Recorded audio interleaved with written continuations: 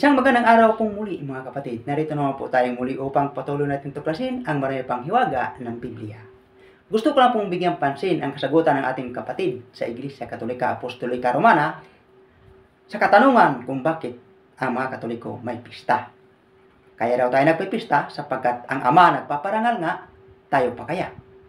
At ang kinukuha nilang kapitulo bersikulo, walang iba kundi ang Juan 12, bersikulo 26. Pakibasa.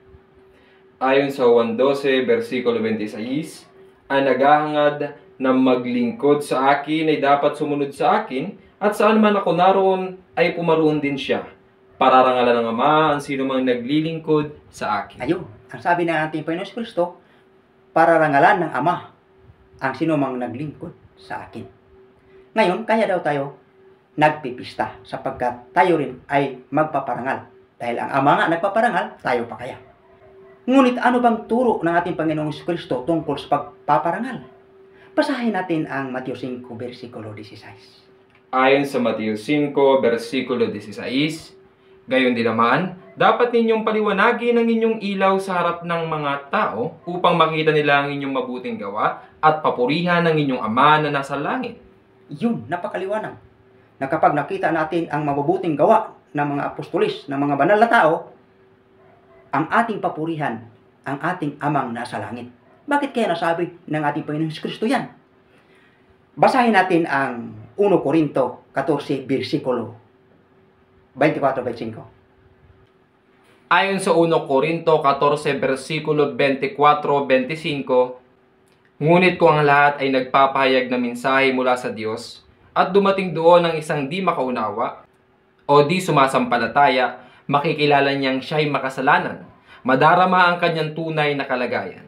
25. At malalaman niya ang mga lihim ng kanyang puso. Kaya't lulud siya, sasamba sa Diyos at sasabihin, talagang ang Diyos ay nasa inyo. Ayun, napakaliwanag. Kaya pala sinabi ng ating Panginoong Kristo doon sa Mateo 5, versikulo 16, na kapag nakita ng mga tao ang kanilang mabubuting gawa, papupurihan ang ating Amang naasa langit. So sa makatuwid, ang kalooban ng ating Amang naasa langit ang dapat masunod, hindi ang sa atin. At hindi tayo dapat ang magpaparangal. Sapagkat sinabi ni San Pablo sa 1 Corinto 14, versikulo 24-25, na kapag nakita ng hindi mananampalataya o walang pananampalataya na sila ay kinasihan ng banal na Espiritu Santo, masasabi at manikluhod na talagang ang Diyos ay naasa kanila. Ngayon, ang mga banal noong unang panahon, hinangad ba nila ang papuri ng tao? Basahin natin ang Galacia 1, versikulo 10. Ayon sa Galacia 1, versikulo 10, bakit ko sinasabi ito? Dahil ba nais kong mapuri ng tao? Hindi. Ang papuri lamang ng Diyos ang tangi kong hinahangad.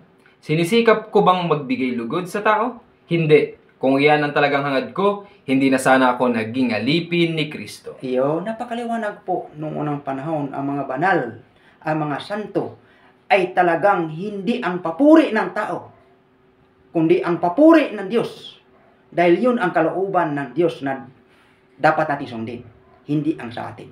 So ang pagpaparangal sa mga banal na tao, ang Diyos ang magpaparangal ayon sa Juan Kapitulo 12, versikulo 26.